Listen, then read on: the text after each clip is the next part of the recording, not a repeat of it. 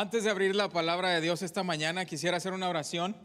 Dios, te pido que abras nuestros corazones, nuestro entendimiento, Señor, que por medio de tu palabra tú deposites instrucción, Señor, y valentía para vivir de una manera que te honra a ti en todo lo que hagamos, Señor. Yo te pido por aquellos que traen cargas en este lugar el día de hoy, tal vez problemas de salud, problemas financieros, problemas emocionales, Señor, tal vez hay un familiar que está pasando por un tiempo difícil, Señor. Yo te pido, Dios, que en esta mañana al nosotros adorarte y buscarte, Señor, que escuches nuestro clamor, que te muevas en nuestras vidas, que derrames sanidad, provisión, guianza, Señor, fortaleza.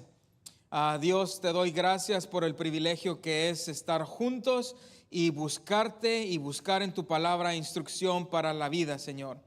Te pido una bendición sobrenatural. En el nombre de Jesús te lo pedimos. Y la iglesia dice, amén. Ese fue un buen amén. Puede tomar su lugar. Hace unas cuantas semanas yo prediqué acerca de una parábola. La verdad, como que ya se me nubló la memoria. Creo que no la prediqué en el servicio en español, pero la parábola que vamos a explorar el día de hoy se encuentra no solo en el libro de Mateo, sino también en el libro de Marcos. Cuando la explicamos en el libro de Marcos, hicimos el énfasis, es la parábola del sembrador. ¿Cuántos han escuchado la parábola del sembrador? Ese que avienta semilla extravagantemente, y el énfasis en el libro de Marcos tratamos de verlo desde un punto de vista no en lo que hay uno que hacer como tierra fértil, sino en la gracia extravagante del sembrador, que sabiendo que a veces somos tierra mala, de todos modos nos avienta semilla. Y que sabemos que por su gracia muchos de nosotros en donde tal vez no debió haber habido fruto, hoy hay fruto, no por nosotros, sino por la gracia y el amor extravagante de Dios. Hoy nos vamos a enfocar en la parábola que se encuentra en el libro de Mateo capítulo 13, versículos del 1 al 8. Lo leo rapidito para que usted nos siga. Si usted tiene la aplicación de la iglesia, ahí puede encontrar notas en español. Hay un enlace que dice notas del sermón. En el boletín también le di algunas cuantas notas que usted puede seguir. Dice la palabra de Dios: ese mismo día salió Jesús de la casa y se sentó junto al lago. Era tal la multitud que se reunió para verlo, que él tuvo que subir a una barca donde se sentó mientras toda la gente estaba de pie en la orilla. Versículo 3 dice: y les dijo en parábolas, diciendo: he aquí el sembrador salió a sembrar. Mientras sembraba, parte de la semilla cayó junto al camino y vinieron las aves y la comieron. Parte cayó en pedregales donde no había mucha tierra y brotó pronto porque no tenía profundidad de tierra. Pero salido el sol, versículo 6, se quemó porque no tenía raíz, se secó. Versículo 7, parte cayó entre espinos y los espinos crecieron y la ahogaron. Versículo 8, pero parte cayó en buena tierra. ¿Cuántos quieren ser buena tierra el día de hoy? Dice: y dio fruto, cual al 100, cual al 60 y cual a 30 por uno. Antes de explorar parábolas es necesario saber qué son las parábolas. Cosas que necesitamos saber acerca de las parábolas, bueno, es que son historias cortas. Una parábola es una ilustración, es un relato que se usa para enseñar una verdad más grande. Uno usa una ilustración para explicar un concepto que tal vez es difícil de comprender. Es obvio que Jesús era un gran maestro. Él era referido, como muchos de sus seguidores, como un maestro. Recuerdo hace unos años, nosotros tenemos un perro muy chiquito, parece que es cachorro, pero ya tiene 13 años. Es un Shih Tzu de este tamañito, y hace unos cuantos años él se enfermó, le diagnosticaron alguna enfermedad y nos dieron unas pastillitas y yo se la trataba de dar y no la comía. Nos dijeron: si se la escondes en la comida, al comer la comida, él digiere la medicina y ni cuenta se da. A mí a veces se me figura que las parábolas son como historias pequeñitas que si uno busca lo que dice en el concepto, está uno realmente alimentándose de algo mucho más grande de lo que parece ser. En el Evangelio de Mateo, en el capítulo 13 específicamente, uno encuentra varias parábolas que son referidas como parábolas del reino. Usan un lenguaje figurado de una manera muy clara. La palabra griega para parábola viene de un verbo que significa poner cosas de lado a lado, es decir, en comparación, para ejemplificar y para enseñar e instruir un concepto más grande. El propósito principal de las parábolas es revelar, específicamente en este capítulo, algún aspecto de la llegada del reino de Dios en la persona y las enseñanzas de Jesús. Esto es realmente evidente en el capítulo 13 del Evangelio de Mateo. Seguido lee usted al empezar cada parábola que inicia con esta frase: el reino de los cielos es ¿cómo? Y el reino de los cielos es así. Este uso del lenguaje figurado al contar historias para comunicar una idea no era algo nuevo. De hecho, Jesús ya había usado ilustraciones para enseñar ciertos conceptos en capítulos anteriores. Por ejemplo, cuando Jesús dice: no mires la paja del ojo de tu hermano. ¿Se acuerda de esa ilustración? O cuando Jesús dijo al hombre que edificó su casa en la roca. Eran ilustraciones, pero Mateo nunca se refiere a ellas como parábolas. Mateo se refiere a las parábolas en el capítulo 13 como parábolas específicamente. Tal vez es una indicación de que debemos poner atención al uso específico de las parábolas.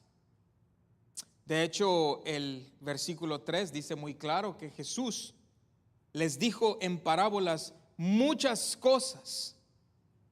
El capítulo 13, cuando lee uno en contexto, sabe, cuando leemos la escritura, el contexto es lo que determina el concepto que uno está leyendo. Si uno lee cosas de fuera de contexto, es fácil que se conviertan en pretextos, ¿me entiende? Jesús, en capítulos anteriores, tuvo algunas luchas, enfrentó rechazo, y pareciera que Mateo nos pone este compendio de parábolas en el capítulo 13 como la respuesta a el rechazo que él había experimentado en los dos capítulos anteriores. ¿Qué clase de rechazo experimentó Jesús?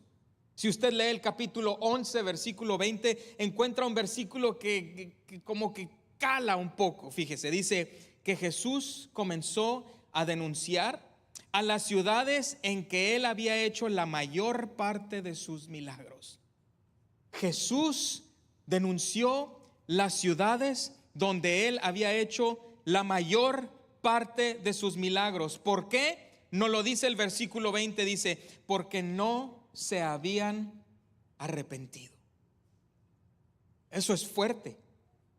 Eso es fuerte, porque en muchas ocasiones Dios hace milagros, Dios sana, Dios provee, Dios guía, Dios abre puertas o cierra otras, y en lugar de nosotros acercarnos más a Él, seguimos caminando en la dirección opuesta de la que Jesús nos llama a caminar. Lo cual quiere decir que los milagros sí serán buenos. Qué bueno que Dios le dio el trabajo, qué bueno que Dios le dio la casa, qué bueno que Dios proveyó, qué bueno, pero sin arrepentimiento. Jesús denunció las ciudades donde él había hecho la mayor cantidad de milagros por falta de arrepentimiento. En el capítulo 12, algunos fariseos y maestros se acercan a Jesús y le dicen: maestro, queremos ver una señal milagrosa de parte tuya. ¿Y qué les contestó Jesús? Les dijo: esta generación malvada y adúltera pide una señal milagrosa, pero no se les dará más señal que la del profeta Jonás. ¿Cuál es la señal del profeta Jonás? ¿Una ballena? ¿Una barca? La señal del profeta Jonás no es nada más ni nada menos que el recordatorio de que así como Jonás permaneció en obscuridad, en tinieblas, adentro de ese enorme pez por 3 días y 3 noches, igual Jesús tuvo que morir e ir al Hades, a la oscuridad, para después resucitar y darnos salvación. Entonces, cuando uno desea recibir una señal de Dios para saber qué hacer con su vida, la mejor señal que tenemos es voltear a la cruz y recordar que la cruz está vacía porque Jesús murió y resucitó para que nuestros pecados pudieran ser perdonados y pudiéramos ser restaurados a una relación plena con el Dios vivo. Es interesante notar el contraste que Jesús hace al hablar de las parábolas entre los que entienden y los que no entienden, los que reciben y los que no reciben. Sí, todas las parábolas en este capítulo hacen referencia al reino, pero ninguna de las parábolas nos dice exactamente cómo vivir. No nos da acciones específicas, ni siquiera nos dice cómo va a ser el reino en su consumación final.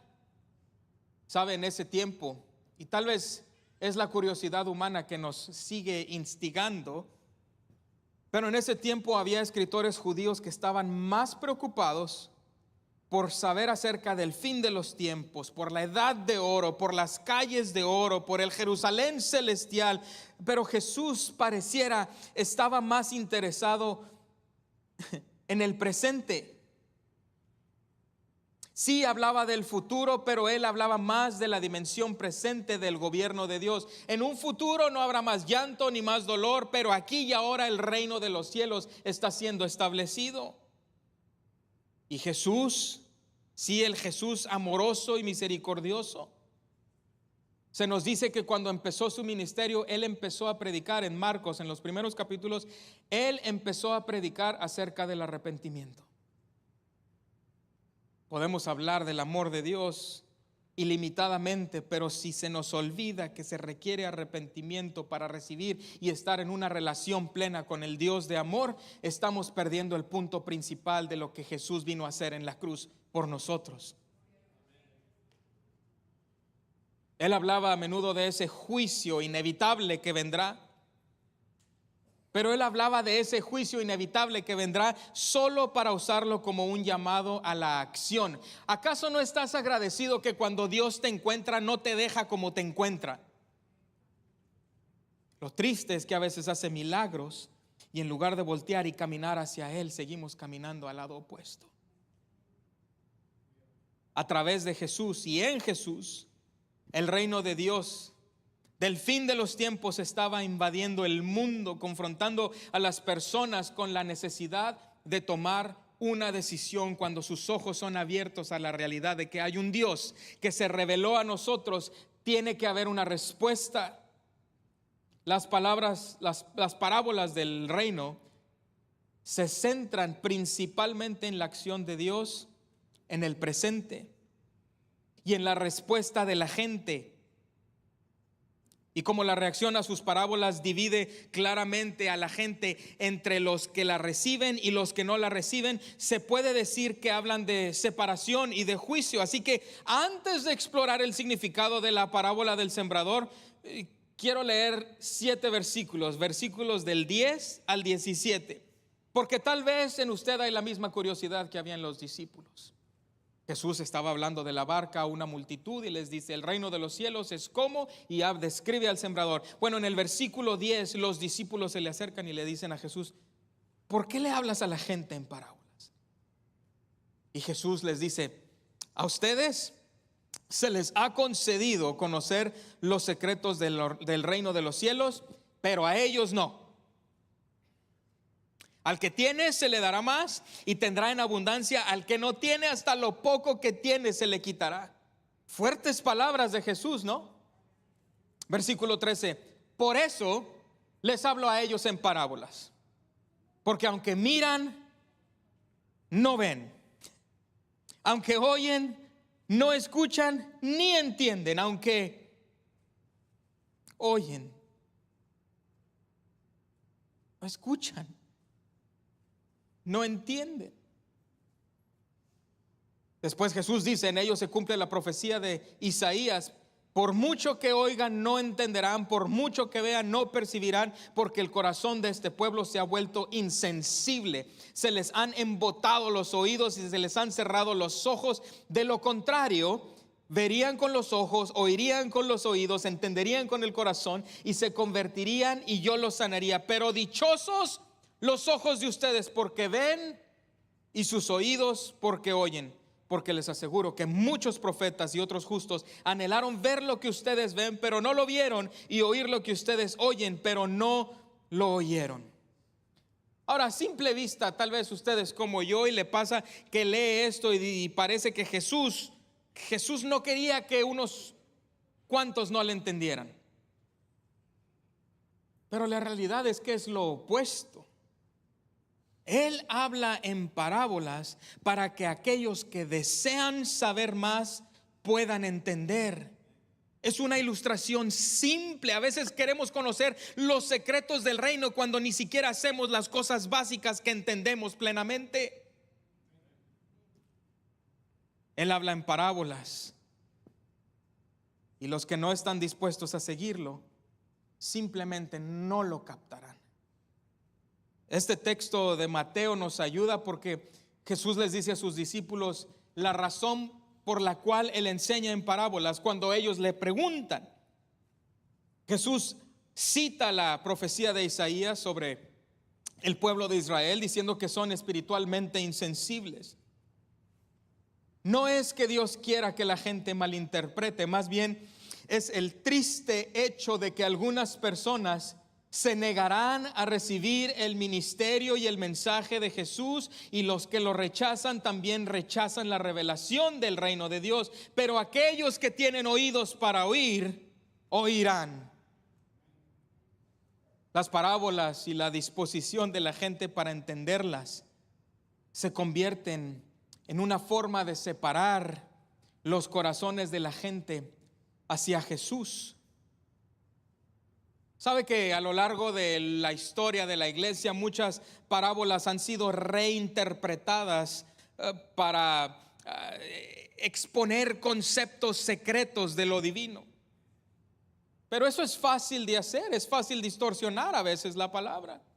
Yo recuerdo en una clase de teología que tomé hace unos cuantos años, una de las asignaturas era analizar una taza de café.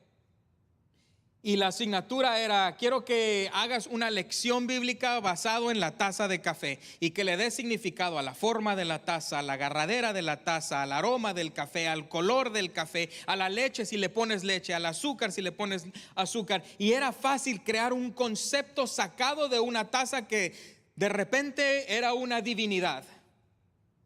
A lo que voy es que a veces podemos llegar a la escritura tratando de asignarle muchas cosas muy extravagantes y místicas, cuando en realidad la palabra de Dios es simple y clara.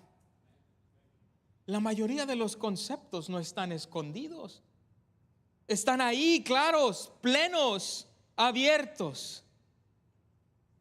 Originalmente las parábolas no eran alegóricas, esa es la palabra correcta, una alegoría, algo que tiene un significado más allá de lo que parece ser.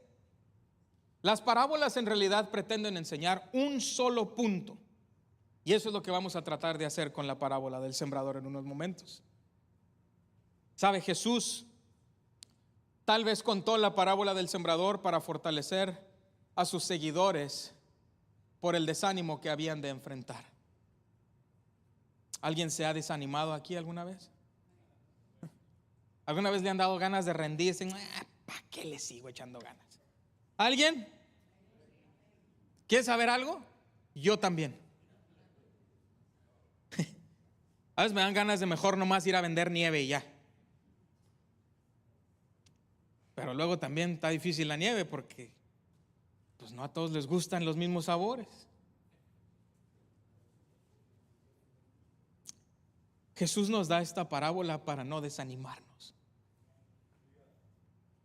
El sembrador nos dice: esparce esa semilla generosamente antes de arar la tierra. El sembrador sabe que muchas semillas no van a madurar. El sembrador sabe que muchas semillas no van a dar fruto, pero confiando de todos modos en que habrá una buena cosecha. Aquí la buena noticia es que el sembrador no es usted. Y mejor que ello, la noticia es que el sembrador no soy yo. Hay solo un buen pastor y su nombre es Jesucristo. Él es el buen pastor. Yo estoy feliz de que Jesús dijo: yo edificaré mi iglesia y las puertas del Hades no prevalecerán contra ella. ¿Por qué? Porque Él es el buen pastor. Dele gloria a Dios porque Él es el que edifica su iglesia. Las 3 razones del fracaso, del por qué la semilla no da fruto, no son alegorías.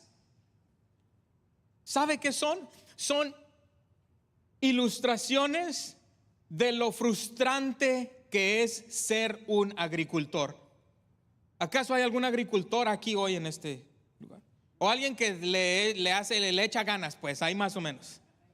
Si tienen jalapeños y cebollas, le encargo.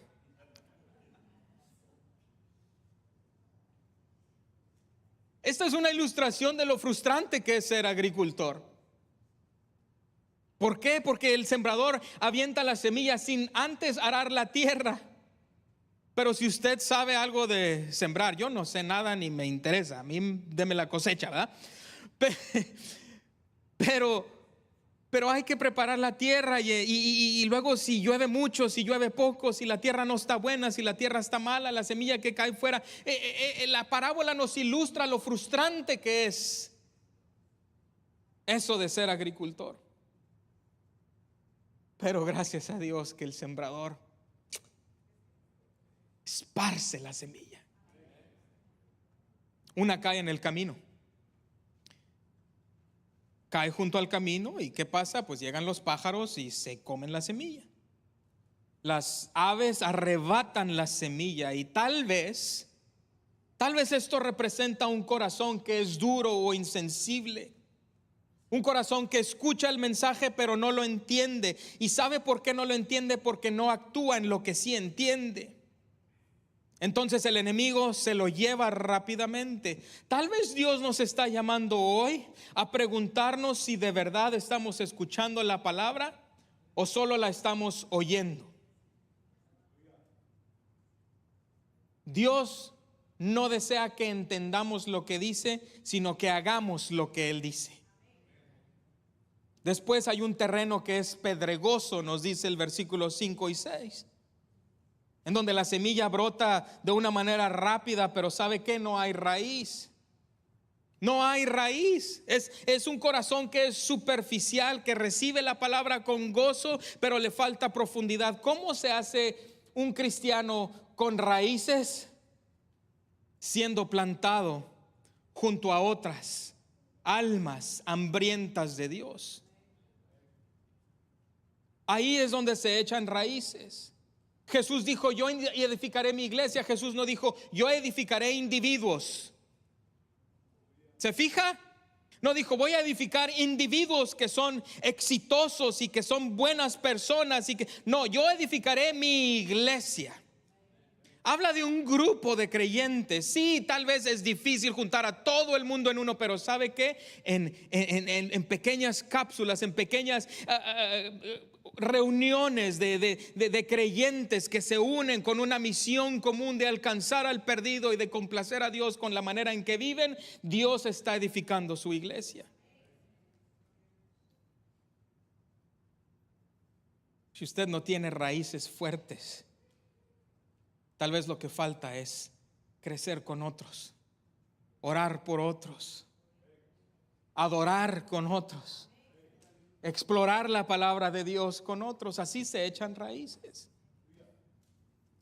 Después tenemos los espinos, donde la semilla es ahogada por las espinas que se comen la cosecha. Esto es difícil porque pareciera que las espinas hoy en día han sido multiplicadas de una manera masiva con la manera en que el mundo está interconectado, ¿me entiende? Yo recuerdo de chico, a mí me podría importar un cacahuate que estaba pasando en el otro lado del país, porque no tenía el acceso, ¿verdad? Y yo amaba a los que estaban conmigo y no me daba envidia ver que esto, que el otro, que si decían de mí, que si no decían de mí. Ahora 5 minutos es dele ahí 5 minutos y verá cómo se siente bien. No se incomode. Usted sabe lo que digo. Amén. Tal vez la semilla ahogada por los espinos solo representa un corazón que se distrae. Los espinos son las preocupaciones de la vida, la falsedad de las riquezas. ¿Por qué no ser valientes para identificar espinos que tal vez hay en nuestras propias vidas? Que tal vez ahogan nuestro crecimiento espiritual, y no solo nuestro crecimiento espiritual, sino nuestro llamado en este momento, en esta vida. Como padre, como esposo, como esposa, como hijo, como hija, como estudiante, como hombre de negocios, mujer de negocios, o en el trabajo, o en el empleo, en cualquier área en la que esté, Dios tiene un propósito para usted. Y a veces nos distraemos tanto con envidias y rencillas y peleas. Y el enemigo ahoga esa semilla. Pero bendito sea Dios que Jesús se atreve a recordarnos que aún con la oposición hay buena tierra. Yo quiero ser buena tierra, donde la semilla produce una cosecha masiva al 100, al 60, al 30 veces de lo que ha sido sembrado. ¿Sabe qué representa un corazón que oye, un corazón que entiende, un corazón que recibe la palabra? No se trata de ser perfecto, sino de ser receptivo. ¿Qué debemos hacer con esta sección? Bueno, tal vez disponernos a tener un corazón listo para producir una cosecha. Ahora, la bendición que tenemos es que Dios nos promete en Ezequiel, no que va a arreglar nuestro corazón, sino que nos va a quitar el corazón de piedra y nos va a dar un corazón nuevo. Ese corazón es el que Dios quiere, en el que Dios quiere obrar. Jesús termina la parábola diciendo: otras semillas cayeron en buen terreno, en buena tierra, en el que se dio una cosecha que rindió 30, 60 y hasta 100 veces más de lo que se había sembrado. Y dice Jesús: el que tenga oídos para oír, que oiga. ¿Sabe? Este tipo de cosecha no se acerca en lo más mínimo a la realidad de un agricultor o de lo que experimenta un agricultor. De hecho, una buena cosecha en aquel tiempo habría producido tal vez 10 por cada saco de semilla. Pero lo normal o lo común era que producía 7,5, 7 al 1. Pero Jesús se va al extremo. Él dice: no. Esta clase de semilla, cuando cae en buena tierra, produce al 100, al 60, al 30. Jesús está usando una situación cotidiana para su audiencia para describir una posibilidad que es sobrenatural. Porque a pesar del rechazo que Jesús, quien era la semilla inicial de este mensaje de salvación, amén, Dios envía a su Hijo como semilla para multiplicar y construir su iglesia. Él está usando esta ilustración que, a pesar del rechazo e incluso posteriormente, cuando Jesús fue crucificado, la semilla habría sido plantada y iba a continuar siendo esparcida. Y es por esa semilla que dio buena cosecha que usted y yo podemos estar el día de hoy adorando al Dios de nuestra salvación. Porque es una semilla que produjo vida y que sigue produciendo vida el día de hoy. Una cosecha sobrenatural. ¿Se fija cómo la parábola esconde y revela al mismo tiempo el secreto del reino? El mensaje general de la parábola es claro. Se la explico rápidamente. Los que reciben la palabra del reino y la entienden,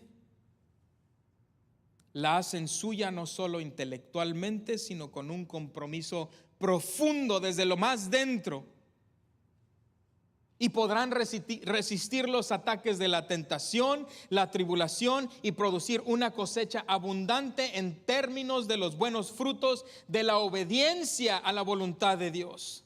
Salmo 119, verso 34 dice: dame entendimiento para seguir tu ley, y la cumpliré, dice, de todo corazón. ¿Sabe? Cuando el salmista dice dame entendimiento, no es solo comprensión mental. De nada nos vale saber sin hacer. ¿Cuántos de ustedes saben cuántas calorías deben consumir al día? No, mejor no hablamos de esa. Déjeme buscar otra ilustración.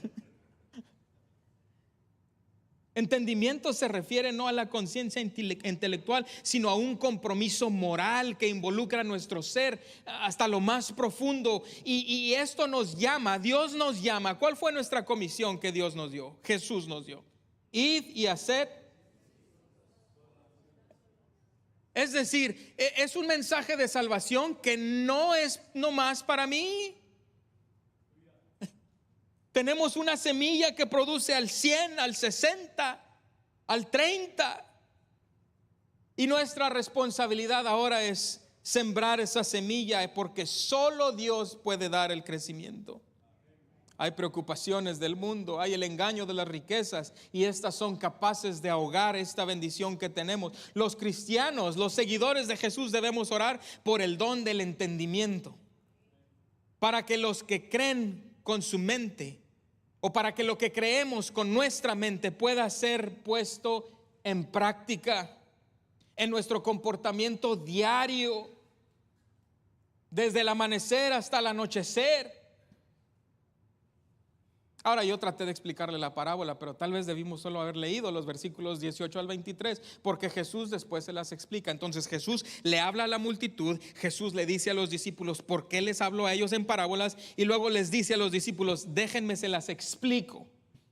Escuchen lo que significa la parábola del sembrador. Jesús dice, versículo 18: cuando alguien oye la palabra acerca del reino y no la entiende, viene el maligno y arrebata lo que se sembró en su corazón. Esta es la semilla sembrada junto al camino.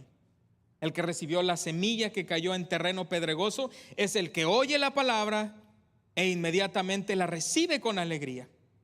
Pero como no tiene raíz, dura poco tiempo. Cuando surgen problemas o persecución a causa de la palabra, enseguida se aparta de ella. Hay algo importante que quiero mencionar en este versículo 21, porque dice que surgen problemas o persecución a causa de la palabra. Déjenme nada más recordarnos a todos que a veces los problemas y las tribulaciones que enfrentamos no son a causa de la palabra, son a causa de nuestra desobediencia y nuestra rebeldía a lo que entendemos que Dios nos llama a hacer. Amén. Entonces no vea todo problema como una tribulación que viene de Dios. A veces es un coscorrón para que se ponga las pilas y lo siga. Enseguida, dice, se aparta de ella. El que recibió la semilla que cayó entre espinos es el que oye la palabra, pero las preocupaciones de esta vida y el engaño de las riquezas la ahogan, de modo que ésta no llega a dar fruto. Pero el que recibió, versículo 23, la semilla que quedó en buen terreno, es el que oye la palabra y la entiende. Este sí produce una cosecha al 30, al 60 y hasta el 100 por uno. El sembrador es extravagante. Tal vez lo que Jesús quiere que entendamos, ya casi termino, te lo prometo, es que no solo nos quedemos con el concepto de la bondad de Dios, porque Él es un Dios de amor, amén. Él es un Dios bueno, es un Dios misericordioso, es un Dios lleno de gracia. Es un Dios que nos da sin merecer, que nos sostiene sin merecer. Pero lo que Jesús parece ser, quiere recordarnos, es que la condición de nuestro corazón es importante. Que Dios quiere hacer una obra en nuestros corazones.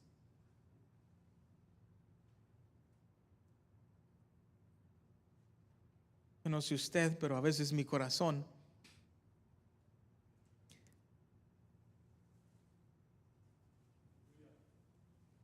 Jesús nos advirtió, dijo, el corazón es engañoso. Jesús nos advirtió, dijo, guarda tu corazón porque de él mana la vida. Jesús nos dijo de la abundancia del corazón. Y aquí Jesús dice, si tan solo dejaras mi semilla producir fruto en un corazón bueno. Yo no sé usted, pero hay gente que necesita escuchar de Jesús en el trabajo, en la escuela, en su familia. Y es frustrante, a veces sentimos que ya intentamos mucho, siga intentando. Póngase de pie conmigo, vamos a hacer una oración juntos. Quisiera que cerrara sus ojos para simplemente no tener distracciones. Y yo quisiera saber si hay alguien aquí que dice, Dios, dame ese corazón. Dame ese corazón receptivo. Y que diga, yo quiero ver cosecha en mi vida, en mi familia, en mis amistades, en mi comunidad, en mi iglesia. Pero necesito que mi corazón sea limpiado. Si tú te identificas con esto, podrías levantar tu mano. Quisiera hacer una oración por todos nosotros. Dios, te pido que nos des un corazón receptivo a tu palabra. Dios, perdónanos por las veces que nos dejamos llevar por distracciones. Dios, queremos amarte con un corazón puro y limpio. Te pido, Dios, que perdones nuestros pecados, que limpies nuestra mente. Dios, sé que hay corazones en este lugar que han sido lastimados, tal vez en la niñez, tal vez una familia rota, tal vez relaciones interpersonales, tal vez por luchas y pruebas relacionadas con salud. Dios, la realidad de las cosas es que nuestros corazones son frágiles y nuestros corazones han sido lastimados por diferentes cosas en la vida, por ofensas, por rencor, por traición. Dios, te pido, quites este corazón de piedra de nosotros y nos des un corazón nuevo. Espíritu Santo, sana nuestros corazones. Jesús, somos tuyos. Espíritu Santo, toca nuestras vidas. Queremos amarte, queremos seguirte, queremos honrarte. Dios, quiero específicamente ahora orar por el futuro de este ministerio. No permitas, Señor, que nada impida lo que tú quieres hacer. Dios, nos hacemos a un lado. Te decimos, Espíritu, ven y guíanos. En el nombre de Jesús, si usted lo cree, puede dar el mejor amén que trajo esta mañana y darle gloria a Dios.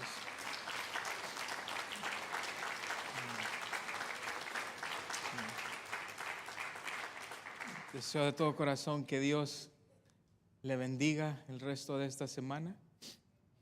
Si pudieran ayudarnos con las sillas como lo hacemos comúnmente.